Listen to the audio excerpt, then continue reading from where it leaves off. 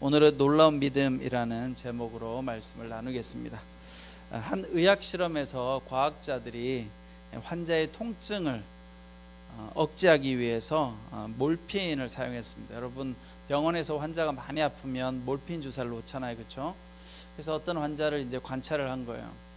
몰피인 주사를 계속 놓다가 어느 순간 실험 마지막 날에 몰래 생리식염수를 주입을 했다고 해요. 자, 이 아픈 환자에게 몰핀을 매일 주사하다가 마지막 날 생리식염수를 투약을 했는데 결과는 어떻게 됐을까요? 여러분 잘 알고 계시네. 안 아파. 왜 그럴까요? 그렇죠. 믿음이 있으니까 저건 몰핀 주사야 라고 믿으니까. 그래서 의사들이 이제 발견하게 된 거죠. 실제로는 아무 치료 효과는 없지만 효능은 있는 거예요. 효능은 통증을 제거해 주는 효능. 무엇 때문에 있어요? 환자가 믿었기 때문에 저건 몰핀 주사야, 안 아플 거야. 여러분 잘 아는 이걸 플라시보 효과라고 이야기합니다. 이걸 발견해낸 미국의 의학학자가 피케 박사인데요. 이 박사가 이제 이 실험을 통해서 사람은 마음을 먹으면, 믿음을 가지면 효능이 나타나는구나. 그래서 때로는 우리가 아무런 효과가 없는 치료를 받을지라도 치료 효과를 기대하거나 믿으면 병의 증상이 나을 수 있다. 그리고 우리가 신앙을 갖는 것도 이와 비슷하죠. 일반적인 믿음만으로도 이렇게 효과가 있다면 우리를 만드시고 우리를 구원하시고 우리를 치료하시는 예수님께서 능력을 행하시면 얼마나 더 큰 효과가 있겠어요. 우리는 두 가지가 다 필요한 거예요. 믿음을 갖는 것, 그리고 또 예수님의 도우심을 경험하는 것. 그런 의미에서 오늘 우리가 예수님을 믿고 또 주일날 여러분들이 한마음에 오셔서 예배 드리는 것, 우리가 믿음을 가지는 것이 굉장히 우리의 삶 가운데 중요하고도 놀라운 효과를 거둔다라는 거예요. 여러분, 우리가 꼭 질병을 치유하기 위해서만 믿음을 가질 것이 아니라 여러분 인생을 위해서 믿음을 가지고 꿈을 꾸면 믿음대로 이루어진다는 거예요. 아멘? 여러분들이 그러니까 오늘 예배 드리면서 믿음의 꿈을 다시 꾸세요. 나는 맨날 병만 고쳐야지, 그런 마음으로 한 마음에 오지 마시고, 병도 병이지만 여러분은 인생 가운데 하나님, 나는 이런 인생을 살고 싶습니다. 제가 여러분들한테 고백하는 것처럼 제 삶을 쭉 돌아볼 때마다 느끼는 건 제 마음 가운데 제가 믿음을 가지고 꾸었던 꿈대로 하나님께서 늘 인도해 주신 것 같아요. 이게 당장은 아닌데요, 인생을 쭉 살다가 제가 살아온 인생을 이렇게 돌아보면 항상 하나님은 신실하게 제가 소망하고 바라는 것들을 다 이루어 주셨어요. 그래서 그럴 때마다 제가 꿈을 또 꾸는 거죠. 앞으로도 또 꿈을 꾸면 하나님께서 내가 꿈꾼 대로, 그 믿음대로 하나님께서 인생을 흘러가게 해 주신다라는 것입니다. 저는 오늘 말씀을 통해서 예수님께서 한 백부장의 종의 병을 고쳐주시죠. 이 장면을 통해서 다시 한번 믿음의 내용이 무엇인지, 또 믿음은 어떻게 우리의 삶에 효과를 끼치는지를 오늘 말씀을 통해서 살펴보도록 하겠습니다. 먼저 오늘 말씀 5절과 6절 말씀에 보면 제가 한번 읽어드릴게요. 예수께서 가버나움에 들어가셨을 때 한 백부장이 예수께 와서 도움을 청했습니다. 백부장이 말했습니다. 주여, 제 종이 중풍병으로 집에 누워 몹시 괴로워하고 있습니다. 자, 백부장은 누구예요? 백부장은 100명을 건드린 사람이 백부장이에요. 그러니까 군대에서 이렇게 100명 정도를 거느린 사람을 백부장. 천부장은 뭐예요? 1000명의 부하를 거느린 사람. 그러니까 주로 군인이죠, 그렇죠? 군인이니까 로마의 군인이거나 아니면 적어도 유대인은 아닌 이방 사람인 거예요. 여러분, 중요한 것은 우리가 하나님의 능력을 경험하기 위해서는 하나님 앞에 나가야 된다. 예수님 앞에 나가는 것이 중요해요.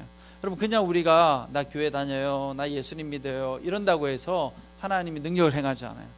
여러분들이 교회 나온다고 해서 하나님이 역사하는 것이 아니라 여러분들이 마음으로 하나님 앞에 간절하게 구하고 나가야 되는 거예요. 오늘 이 마태복음 8장 말씀은요, 상당히 역설을 이야기하고 있어요. 왜냐하면 오늘 우리가 읽은 8장 5절에는 백부장이 등장하잖아요. 그렇죠? 근데 이 앞에는 누가 등장하느냐면 나병 환자가 등장해요. 나병 환자가 등장해서 예수님으로부터 치유를 얻어요. 이게 무슨 말이냐면 당시에 예수님이 왔는데, 예수님이 오신 곳에 유대 사람, 우리는 아브라함의 자손이고 하나님의 선택받은 사람이야 라고 생각했던 이 유대인들은 예수님 앞에 안 오는 거예요. 믿음이 없던 거죠.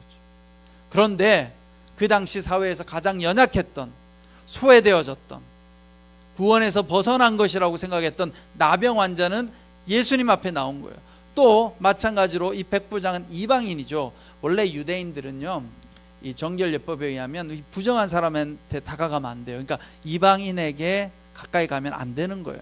근데 오늘 예수님께 누가 나타나요? 이방인인 백부장이 나타나고 예수님은 그 사람을 만나주고 대화하기 시작해요. 여기서 중요한 건 뭐예요? 믿음의 선택을 받았다고 생각하는 유대인들은 오지 않고, 그렇지 않은 사람들은 예수님 앞에 담대하게 나왔다. 우리가 그냥 교회 다니면 모든 게 다 해결되겠지, 그렇지 않다는 거예요. 누구에게 하나님이 역사하시느냐? 예수님께 간절한 마음으로 도움을 요청하고 나가는 사람. 그러니까 오늘 여러분들이 어떻게 하셔야 되겠어요? 다시 내가 믿음을 붙들고, 하나님, 내가 이런 기도가 있습니다. 주님, 나의 기도 가운데 역사하여 주십시오. 그렇게 여러분들이 나가셔야 된다는 거예요. 아멘. 여러분들 마음속에 다 있으시지 않아요? 소원이 있죠, 그렇죠? 네. 그러니까 오늘 이 예배 드리는 순간부터 하나님, 내 마음 가운데 이런 간구가 있습니다. 내가 하나님 앞에 간절히 나갑니다. 주님, 나의 기도를 들으시고 역사하여 주십시오. 그렇게 여러분 기도하시는 여러분 되시기를 바랍니다. 자, 또 6절 말씀해 보니까 이 백부장이 이렇게 말하죠. 주여, 제 종이 중풍병으로 집에 누워 몹시 괴로워하고 있습니다. 자, 여기서 중요한 건 뭐, 예수님 앞에 나가는 것도 중요한데, 지금 이 백부장의 종이 나간 것이 아니라 누가 나가요? 백부장이 나가죠. 성경 말씀에 보면 하나님께서 역사하시는 힘이 큰 경우가 언제냐면 중보기도할 때, 중보기도에는 능력이 나타나요. 오늘 백부장이 자신의 종을 위해서 예수님께 나아갔잖아요. 여러분, 우리가 옆에 있는 지체를 위해서 기도하고 도와주면요, 하나님께서 훨씬 더 역사하십니다. 왜냐하면 예수님도 우리를 위해 하나님 앞에 중보기도 하셨잖아요. 그렇죠? 중보자가 되셨어요. 중간에서 하나님께 우리를 위해 간구해 주신 분이 바로 예수님이잖아요. 그래서 오늘 성경에 보면 당사자가 나가는 경우도 있지만 당사자가 못 나가잖아요. 지금 아프니까 누가 나가줘야 되겠어요? 옆에 있는 사람들. 우리도 마찬가지죠. 여기에 여러분들 중에 내가 도저히 믿음이 안 생겨요, 힘이 없어요, 그랬을 때 우리가 같이 순모임하고 함께하는 지체들이 서로 위로해주고 격려해주고 기도해주면 하나님께서 그 기도를 또한 어떻게 들으세요? 잘 들어주신다. 예, 그럼 기도해 보세요. 중보 기도하면 하나님께서 누구의 기도보다도 역사하는 힘이 커요. 그런데 내가 누군가를 위해서 중보하고 누군가를 위해서 기도하잖아요. 그럼 하나님께서 역사하시면 다시 그 하나님의 은혜가 나한테도 찾아오는 거예요. 그래서 우리는 늘 어떤 사람이 돼야 돼요? 중보 기도하고 복을 빌어주는 사람. 누군가를 복을 빌어주면 그 복이 결국은 다 다시 나한테 돌아온다. 자, 오늘 두 번째 본문을 통해서 발견할 수 있는 귀한 교훈은 이 백부장의 믿음이에요. 10절 말씀해 보니까, 자, 제가 한번 읽어볼게요. 예수께서 이 말을 듣고 놀랍게 여겨 따라온 사람들에게 말씀하셨습니다. 내가 진실로 너희에게 말한다. 이스라엘에서도 아직까지 이렇게 큰 믿음을 본 적이 없다. 자, 이 백부장의 믿음을 뭐라고 규정하고 있어요? 큰 믿음이래요. 도대체 큰 믿음이 뭘까? 큰 믿음이 뭐예요, 여러분? 믿음을 많이 가지면 큰 믿음이 돼요. 네? 뭐라고요? 아, 성령님이 임하는 거. 그것도 맞아요. 근데 어쨌든 성령님이 임하려고 하면 믿음을 가져야 되는데, 큰 믿음이 뭘까 한번 살펴보면, 자, 이 백부장이 이제 예수님께 나타났죠.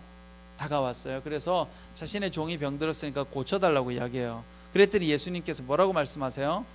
고쳐 주시겠다고 말씀하죠. 가보자, 이렇게 이야기해요. 여기에 예수님의 참 극률한 마음이 있죠. 따뜻한 마음이. 우리 같으면 그거 저기 율법 어기는 거거든요. 주님 가면 안 됩니다. 이렇게 말할 수 있잖아요. 왜냐면 이방인을 만나는 건 금지되어 있단 말이에요. 근데 예수님은 긍휼한 마음을 가지고 다가가신다. 여러분들이 주님 앞에 간구하면 주님은 우리를 불쌍히 여기시고 다가오신다라는 거예요. 그런데 자, 여기서 중요한 건 주님께서 이 백부장의 종의 병을 고쳐주시려고 방문하려고 했더니 이 백부장이 뭐라고 이야기합니까? 주님 안 오셔도 됩니다. 주님께서 저희 집에 오실, 저는 주님을 모실 자격도 없는 사람입니다. 이 모습 속에 뭐가 나와요? 백부장의 겸손함. 당신은 정말 대단한 분인데, 하나님의 아들이신데 감히 하나님의 아들이신 당신께서 저희 집에 어떻게 제가 죄인인데 당신을 모실 수 있겠습니까? 안 오셔도 돼요. 그리고 뭐라고 이야기해요? 말씀만 하시면 됩니다. 말씀만으로 하실 수 있습니다. 그러면서 이렇게 이야기하죠. 저도 제가 제 밑에 부하들을 거느리지만 저도 위에 상관이 있어요. 그래서 제 위에 상관이 저보고 오라 하면 오고 가라 하면 가는데, 마찬가지로 제 밑에 있는 이 종도 제가 주님께 가라 하면 가고 오라 하면 올 수 있으니 굳이 예수님이 힘들게 안 오셔도 제가 가겠습니다. 제 종을 보내드리겠습니다. 겸손한 마음이죠. 겸손한 마음. 그렇죠? 자, 백부장의 큰 믿음은 뭐예요? 겸손한 마음, 겸손한 믿음. 그 다음에 두 번째는 뭐예요? 순종하는 믿음. 주님께서 말씀하시면 가겠습니다. 순종하는 거예요. 순종. 그리고 세 번째는 주님의 말씀. 주님의 말씀하시면 병이 고쳐질 줄 믿습니다. 이게 뭐예요? 정말 주님께서 역사하신다는 것을 믿는, 신뢰하는 믿음이라는 거예요. 그래서 여기서 백부장의 큰 믿음은 뭐예요? 하나님 앞에서 나를 낮추고 겸손해지는 믿음. 여러분, 우리가 하나님 앞에서 겸손하게 나아가면 이 겸손함이 뭐예요? 내가 죄인임을 인정하는 거예요. 여러분, 내가 죄인이라는 걸 인정하는 순간 어떻게 돼요? 다른 사람을 나보다 더 낮게 여길 수 있는 마음이 생기는 거예요. 그런데 내가 죄인임을 인정하지 않으면 어떻게 돼요? 내가 저 사람보다 낫기 때문에 다른 사람을 향해서 우리가 함부로 대할 수 있겠죠. 그렇죠? 겸손하다는 건 뭐냐? 세상에 있는 모든 사람들이 다 존귀한 사람들이다. 그래서 모든 사람을 대할 때 하나님을 대하듯이 대할 수 있는 마음. 그리고 두 번째는 순종하는 마음. 여러분, 우리는 순종하는 게 어려워요. 이해가 되면 순종하려고 하죠. 이해가 안 되는데요. 왜 그렇게 해야 되나요? 이런 질문을 자주 하면 순종이 잘 안 되는 거죠. 훈련을 하셔야 돼요. 훈련. 여러분, 우리가 살아가는 삶이 때로는 이해가 안 되고 억울한 삶이 많아요. 세상에서 살다 보면 직장에서 또 혹은 여러 공동체에서 혹은 여러 가정에서도요, 여러분 이해가 안 되고 때로는 속상하기도 하고 억울하기도 하고 그래야 될 때가 많아요. 그걸 바로 잡는 것도 중요하긴 하지만, 그러나 그 과정 가운데서 내가 이해 안 되지만 내가 인내하는 것, 내가 받아들이기 힘들지만 순종하는 것, 그게 다 뭐예요? 하나님이 우리를 훈련시키는 거예요. 물론 그 순간 내가 억울할 수 있어요. 억울하게 직장에서 억울한 일 당할 수 있어요. 그건 하나님께서 또 해결해 주실 거예요. 그러나 우리가 그때 어떤 마음의 자세를 가져야 되느냐? 나 너무 억울해, 혹은 나 이해가 안 되는데 이걸 왜 해야 되지? 이렇게 생각하지 마시고, 때로는 이해가 안 될지라도, 때로는 억울할지라도 내가 하나님을 바라보고 순종하고 믿음으로 인내하고 참고 나아가다 보면 하나님은 나의 그런 모습을 통해서 하나님 말씀 가운데 순종하게 해주시는 거예요. 여러분 생각해 보세요. 가정에서 순종이 잘 안 돼. 우리 부모님이 일단은 순종하고 싶지 않아. 직장이나 회사에서 순종이 잘 안 돼. 내가 볼 때 다 불합리한 것처럼 여겨져. 그래서 항상 이해가 안 돼요. 왜 그렇게 해야 되는데요? 이러고 살았다고 생각해 봅시다. 여러분, 그러면 하나님 말씀에 순종이 잘 될까요? 순종 안 되죠. 평소에 내가 순종할 수 있는 훈련을 해본 적이 없는데 하나님 말씀도 들으면 이건 나한테 상관없어, 저 사람한테 하는 이야기야, 이거는 하나님 말씀이지만 황당한 말씀이니까 이건 지킬 수가 없어, 다 이렇게 해석하는 거예요. 그러니까 때로는 우리의 인생 가운데, 물론 그렇다고 해서 현실에 불합리하고 이해할 수 없는 걸 다 받아들이라는 건 아니에요. 때로는 하나님 왜 나에게 이런 조현병이, 조울증이 일어났을까요? 우리가 이런 마음이 들 때도 있잖아요. 이해는 안 돼요. 답답하고 속상하기도 해요. 그러나 그럴 때 어떻게 해요? 그럴 때 주님께서 내 삶을 인도하실 줄 믿습니다. 내가 주님 앞에 구하면 하나님께서 나를 지켜주시고 보호하실 줄 믿습니다. 그렇게 믿어보는 거죠. 순종하고. 그러면 어떻게 해요? 하나님께서 역사하시는 거예요. 그래서 이 백부장의 믿음을 예수님이 뭐라고 이야기하세요? 이스라엘에서도 아직까지 이렇게 큰 믿음을 본 적이 없다. 이건 무슨 말씀이에요? 예수님이 지금 복음을 막 전하고 3년 동안 공생에 복음을 전하고 다니는데 사람들을 보니까 믿음이 별로 없어요. 믿으라고 아무리 하나님 나라를 이야기해도 사람들이 다 예수님 앞에 와서 자꾸 질문만 하는 거예요. 그거 왜 그렇게 해야 되죠? 왜 이렇게 해야 됩니까? 그거 이해가 안 되는데요. 다 이렇게만 말하지 예수님 말씀하시는 대로 온전하게 믿고 따르는 사람이 없더라는 거예요. 그런데 세상에 유대인도 아닌 자신이 가르치지도 않았던 한 이방인 백부장이 갑자기 와가지고는 세상에 말씀만 하래. 순종하겠다는 거예요. 말씀만 와보지도 않아도 된다는 거예요. 예수님은 안 오셔도 되고 그냥 저의 종을 고쳐주시겠다고 말씀만 하면 내가 따르겠습니다. 이렇게까지 말하는 사람을 본 적이 없다는 거예요. 그런데 여러분 이런 믿음을 여러분 본 적 있으세요? 주변에? 우리도 잘 보기 어렵지 않아요? 저보고 목사님 안 오셔도 돼요. 기도만 하세요. 말씀만 하세요. 이런 분 없어요. 다 병원에 와달라고 하지. 물론 우리가 코로나 때는 못 갔지만 그 정도의 믿음을 가지기가 쉽지 않은 건데 예수님에 대한 전적인 신뢰가 있는 거예요. 그러니 예수님이 말씀하시면 반드시 고침받을 수 있어.